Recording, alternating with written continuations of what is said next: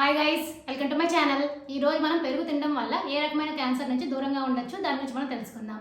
One small reminder, ఏ point లేని information మీకు వాల్యుబుల్గా అనిపిస్తే నా ఛానల్ తప్పకుండా సబ్స్క్రైబ్ చేసుకోండి, అలానే లైక్ చేయండి. అప్పుడు ఎక్కువ మందికి ఇన్ఫర్మేషన్ అనేది రీచ్ అవుతుంది.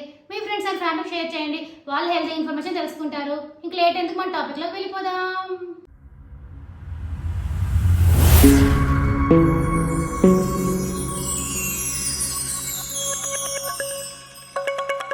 సాధారణంగా మనకు సోకే క్యాన్సర్లో అనేక రకాలు ఉన్నాయి.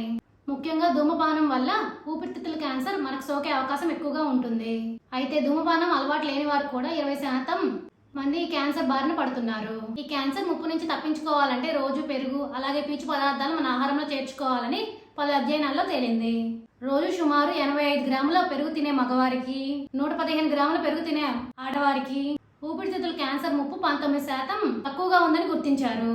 అలాగే పీచు పదార్థాలు ఎక్కువగా తీసుకునే వారికి ఊపిరితిత్తుల క్యాన్సర్ వచ్చే అవకాశం 17% తక్కువగా ఉన్నట్లు తేలింది. ఈ రెండింటిని రోజు తీసుకునే వారికి ఊపిరితిత్తుల క్యాన్సర్ వచ్చే అవకాశం 33% తక్కువగా ఉన్నట్లు నిపుణులు చెప్తున్నారు. అందుకే పెరుగు, పీచు పదార్థాలు ఉండే ఆహారాన్ని రోజు తినడానికి ప్రయత్నించండి. ఈ చిన్న మార్పుతో పెద్ద ప్రమాదం నుంచి తప్పించుకునే అవకాశం ఉంది. ఇప్పుడు అర్థమైంది కదా మీ అందరికీ, పెరుగు, పీచు పదార్థాలు తినడం వల్ల ఎలాంటి క్యాన్సర్ నుంచి తప్పించుకోవచ్చు అనేది.